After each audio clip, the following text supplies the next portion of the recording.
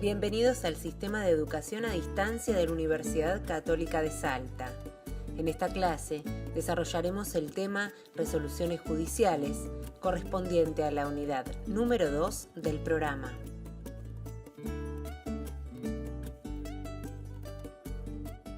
Hoy vamos a hablar de resoluciones judiciales en esta clase de Forense 1.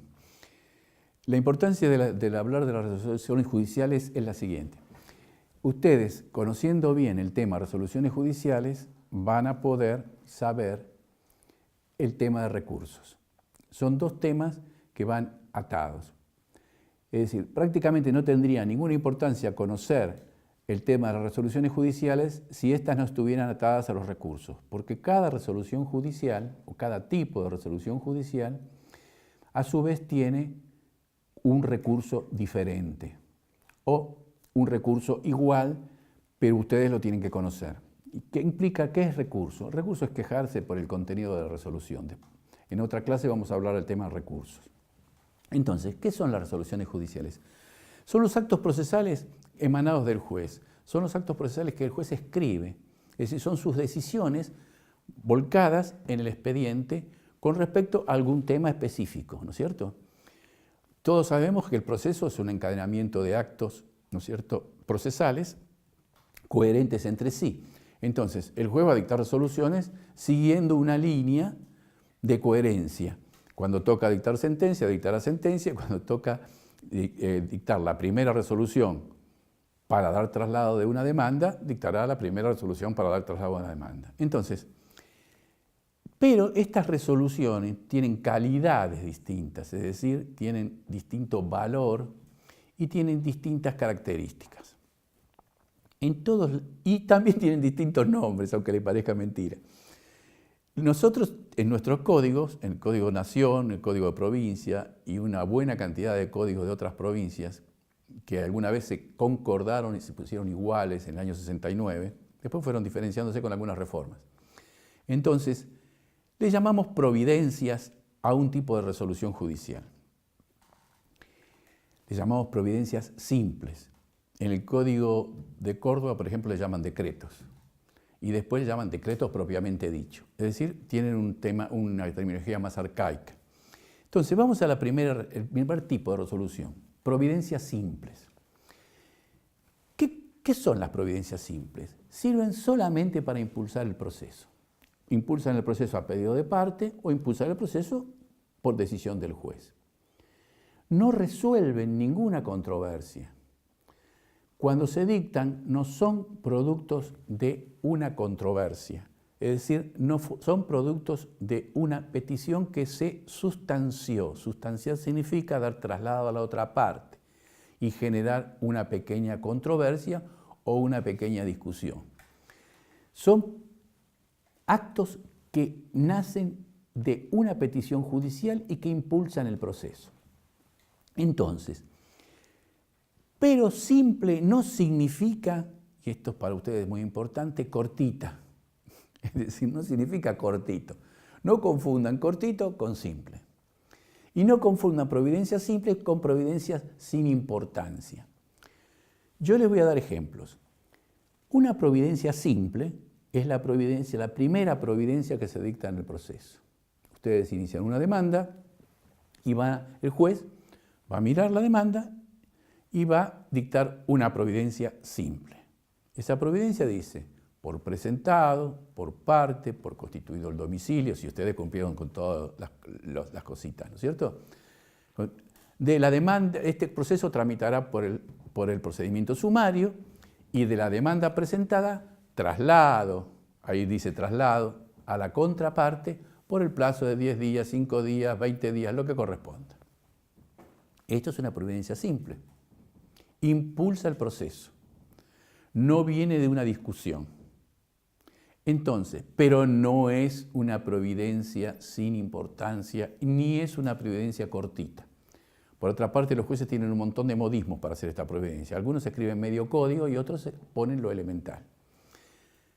¿Por qué es importante? Porque el juez se puede equivocar y decir, este juicio tramitará por el procedimiento sumario cuando en realidad tiene que tramitar por el ordinario. Y ahí tenemos un pequeño problema. Podrá decir traslado por 5 días cuando en realidad tendría que ser por 15 días, o puede decir por 15 días cuando en realidad podría ser por 5 días. Entonces esta providencia es muy importante. ¿Por qué? Porque nos fija qué proceso vamos a tener y nos dice cuántos días tiene la contraparte para contestar.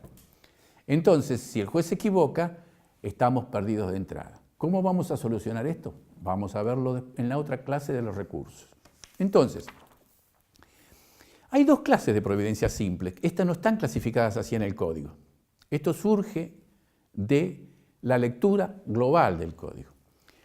Una providencia simple es la que no causa daño o gravamen, dice la ley, gravamen irreparable con la sentencia. Es decir, la sentencia no puede reparar el daño que puede producir esta providencia simple. Entonces, tenemos providencia simple que causan gravamen, la palabra gravamen quiere decir daño, irreparable. Ejemplo, la que acabamos de dar. Si decimos por 15 días y nadie se queja y tendría que poner por 5, la otra parte va a tener 15 días para contestar cómodamente y esto no se va a poder solucionar con la sentencia. La sentencia se va a dictar y no va a decir, ah, no, tuvo 15 días, se acabó. Y si el juicio dice, la providencia que causa gravamen, dice, tramitará por el juicio sumario, cuando tiene que ser por ordinario, esto no se puede arreglar al final. Entonces tenemos las que causan gravamen irreparable y las que no causan gravamen irreparable. Por ejemplo, vista a la contraparte. Entonces, eso no causa ningún gravamen especial, porque nadie se va a quejar, porque en definitiva la contraparte contestará, el juez resolverá, es decir, no es imposible solucionar esa providencia en ese momento. A veces se soluciona y a veces no causa ningún gravamen, por más que siga su viaje. Esto también hace después a los recursos. Tenemos entonces ahora lo que llamamos sentencia interlocutoria. La sentencia interlocutoria resuelve una parte incidental del proceso, una discusión que está al costado de la parte principal. Se llama interlocutoria porque el juez interlocus, locus todo el mundo puede saberlo porque está el locutorio, está la palabra locuaz y viene obviamente de hablar.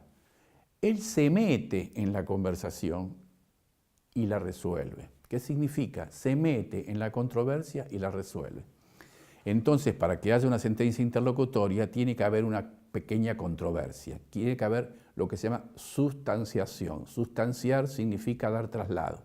Entonces, yo pido algo, el juez sustancia, significa da traslado, el otro contesta y ahí tenemos una discusión. El juez se mete interlocus en la discusión y la resuelve. Y ahí tenemos una sentencia interlocutoria. No resuelve el fondo de la cuestión. No resuelve en un desalojo si hay que desalojar o no hay que desalojar, o en un cobro de pesos si hay que pagar o no hay que pagar. Ese es el fondo de la cuestión. Lo que resuelve es un problemita procesal que se puede haber planteado. Por ejemplo, una nulidad. Por ejemplo, algún tema, una liquidación mal hecha. Entonces, se discute la liquidación y el juez dice cómo debe ser la liquidación. Y ahí tenemos otro interlocutorio. Es decir, son incidencias dentro del proceso que no resuelve, que sirve para continuar el proceso, para clarificar el proceso, pero no resuelven la cuestión de fondo. Estas son las sentencias, famosas sentencias interlocutorias. ¿Cuál es el fundamento? ¿Cómo las distinguimos? Porque hubo discusión. Y el juez resolvió una discusión. Hubo una controversia. El juez resolvió una controversia. Y para que haya una controversia, previamente tiene que haber un traslado de una petición. Entonces tenemos un interlocutorio. Después tenemos unas famosas sentencias que se llaman homologatorias, que yo considero que son definitivas también. Es decir, tenemos las sentencias homologatorias, son aquellas que homologan un convenio y al homologarlo lo convierten en sentencia. Nosotros tenemos un proceso cualquiera, vamos a suponer un juicio de desalojo. El juez hace una audiencia.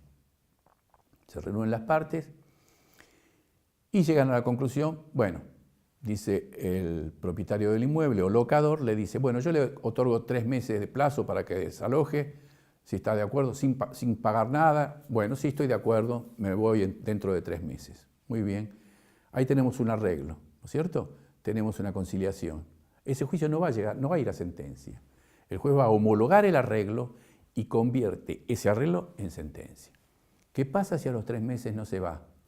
Viene el desalojo como si fuera una sentencia de desalojo, como si la homologación, como si el convenio fuera una sentencia de desalojo. Homologar, ¿qué significa? Que el juez dice que está de acuerdo a la ley, que no viola el orden público, que no hay objeto prohibido. Eso significa homologar. Si el juez ve que hay un objeto prohibido, por ejemplo, el señor dice, mire, yo le voy a dar 4 meses siempre y cuando usted mande a su hijo de 11 años a pintar mi casa. Y como el trabajo de los menores está prohibido, tenemos un objeto prohibido. El juez va a decir, si se da cuenta, que no va a homologar ese convenio, porque es un disparate. Entonces, ahí no hay homologación. Las sentencias homologatorias son muy comunes cuando hay un arreglo durante el proceso o cuando hay una transacción que se realiza fuera del proceso y se trae al proceso. Entonces, en un caso es un acuerdo conciliatorio, en otro caso es una transacción, la llamamos así.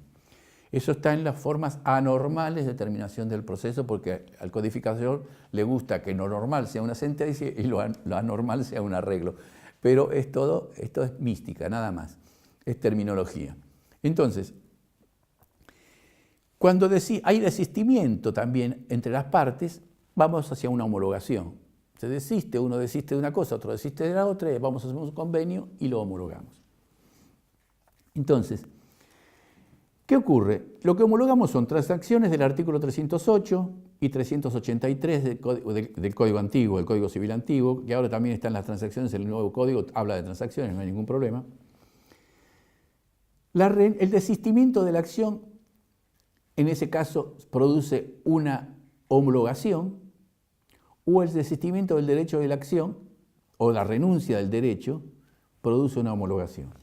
Y la conciliación dentro del proceso en una audiencia produce una homologación. Pero lo importante que ustedes tienen que conocer, que la homologación es justamente esto, que el juez dice que está de acuerdo a derecho. Pero también dice que son las partes que hicieron esa homologación, las partes legitimadas. Porque suele ocurrir que hay veces que se inicia un juicio, la parte no está legitimada y termina homologando algo que en definitiva a él no lo beneficia ni lo perjudica, perjudica a un tercero. Entonces, en ese caso, el juez tiene que cuidarse muy bien de no homologar una conciliación o una transacción si las partes no están legitimadas como actor o como demandado en el proceso. Y por último tenemos lo que llaman sentencias definitivas. La sentencia definitiva no se llama definitiva porque es la última y todo se acaba. Se llama definitiva porque define el fondo de la cuestión. Entonces, cuando hablábamos de interlocutoria decíamos, no se ocupa del fondo de la cuestión. Cuando hablamos de la definitiva, sí, la definitiva es definitiva no porque es la última. De tal manera que puede haber una sentencia definitiva de primera instancia, una sentencia definitiva de segunda instancia y una sentencia definitiva hasta de tercera instancia. Las llamamos definitivas porque definen el fondo de la cuestión. Se definen en primera instancia, se definen en la Cámara o se definen en la Corte o si hay alguna otra instancia mezclada, se definen donde sea. Eso hay que distinguirlo de lo que se llama sentencia firme. La sentencia firme sí es la última y puede estar firme o porque fue consentida por las partes o porque se les acabó el recurso. Entonces ahí tenemos una sentencia firme. Muchos creen que las sentencias definitivas son la última, y esto hay que aclararlo bien. No son las que definen, no es la última. La última es cuando se convirtió en firme, porque las partes no recurrieron, la consintieron, o porque ya se quedaron sin recursos. Y con esto terminamos el tema de las resoluciones judiciales. En esta clase desarrollamos el tema resoluciones judiciales, definiéndolas como los actos procesales emanados por el juez. Destacamos la relación existente entre las mismas y los recursos. Por otra parte, evidenciamos la clasificación que atañe a las resoluciones judiciales, desplegando en primer lugar las providencias simples, las cuales se subdividen a su vez haciendo una lectura global de las mismas en dos clases: las que causan gravamen irreparable y las que no causan daño irreparable en la sentencia. En segundo lugar, desarrollamos la sentencia interlocutoria, y para que esté presente, tiene que existir lo que denominamos sustanciación. En tercer lugar, definimos las sentencias homologatorias. Y por último, conceptualizamos la sentencia definitiva. Hasta la próxima.